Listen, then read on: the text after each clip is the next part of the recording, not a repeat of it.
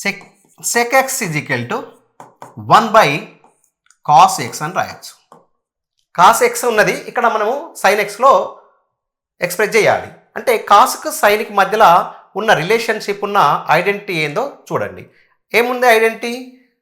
Sign square x plus cos square x is equal to 1. ఇక్కడ cos square x is equal to ఈ sine right side వెళ్తే 1 minus sine square x అవుతుంది. ఇప్పుడు cos x is equal to under root of 1 minus sine square x అవుతుంది. Sec x is equal to 1 by cos x. ఇప్పుడు sec x is equal to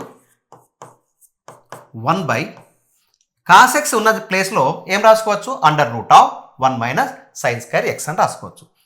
under root of 1 minus sine square X అని రాసుకోవచ్చు. Okay, A option is correct answer.